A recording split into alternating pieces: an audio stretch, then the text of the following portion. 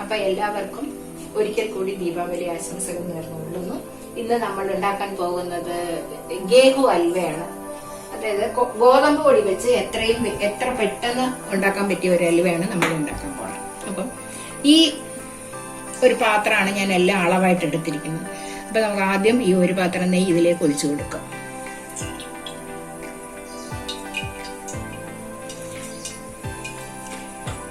ആ ഒരു പാത്രത്തിന്റെ അളവാണ് ഗോതമ്പ് പൊടി എടുത്തിരിക്കുന്നത്. അതേപോലെ ഈ പാത്രത്തിന് ഒരു 1.25 കപ്പ് പഞ്ചസാര ഇട്ട് 1.25 കപ്പ് 3 കപ്പ് വെള്ളത്തിൽ 1.25 കപ്പ് പഞ്ചസാര ഇട്ട് തിളപ്പിക്കണം നമ്മൾ ഇതിലേക്ക്. അപ്പൊ ഇനി നമുക്ക് അടുത്തത് അടുപ്പ് കത്തിക്കാം.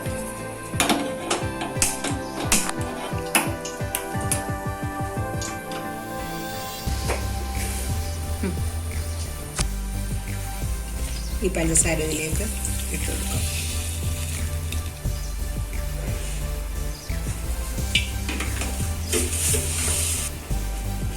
അത് നന്നായി തിളച്ചിട്ട് അപ്പോൾ 1 കപ്പ് നെയ്യ് ഒഴിച്ചിട്ടുണ്ട്. അത് നെയ്യ് നന്നായി ചൂടായി കഴിഞ്ഞു. കശുവണ്ടി ആദ്യം നമുക്ക് ഇതിൽ മൂപ്പിച്ചെടുക്കാം. കശുവണ്ടി മൂത്ത് കഴിഞ്ഞ് നമുക്കത്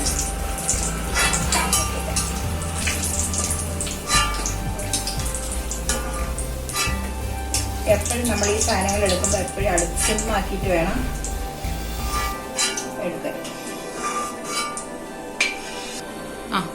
ഈ ചൂടായ നെയ്യിലേക്ക് ഗോതമ്പ് പൊടി ഇട്ട് കൊടുക്കുക.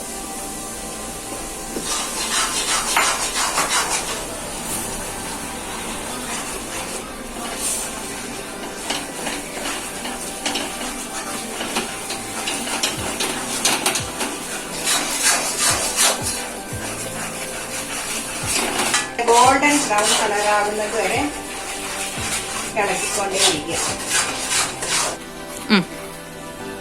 ഇതിലേക്ക് കുറച്ച് ഏലക്കാപ്പൊടി കൊടുക്കുക.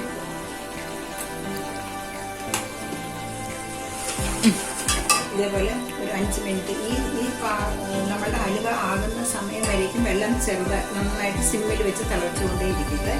ആ സമയം ഇത് നല്ല ബ്രൗൺ കളറാകണം. പച്ച മണമൊക്കെ മാറി നല്ല ബ്രൗൺ കളറാകുമ്പോൾ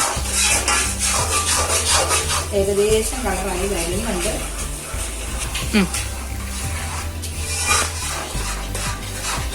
ബ്രൗൺ കളറായി ഇതാണ് ഒരു പാകാണ്.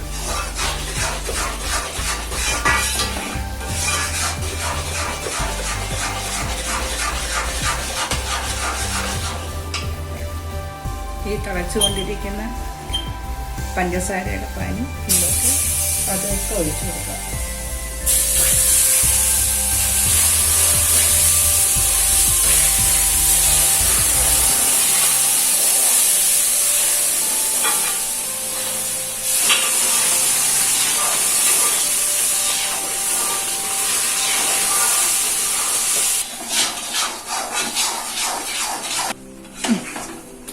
ആ പഞ്ചസാര വെള്ളം ഒഴിച്ച് നന്നായി ഇളക്കുക.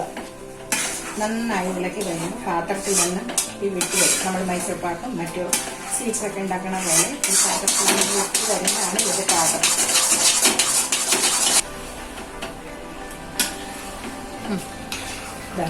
നെയ്യ് നന്നായിട്ട് തെളിഞ്ഞ് വരുന്നുണ്ടോ? പാകമായി കഴിയുമ്പോഴാണ് നെയ്യ് നന്നായിട്ട് തെളിഞ്ഞ് വരിക. അതേപോലെ പാത്രത്തിൽ നിന്ന് വിട്ട് വരും. ചീനിച്ചട്ടിയുടെ 4 ഭാഗം നോട്ടാതെ വരുന്നതാണ് ഇതിൻ്റെ പാകം നോക്കേണ്ടത്. ഈ പ്ലേറ്റിലേക്ക് ഒഴിക്കാൻ പോകണം.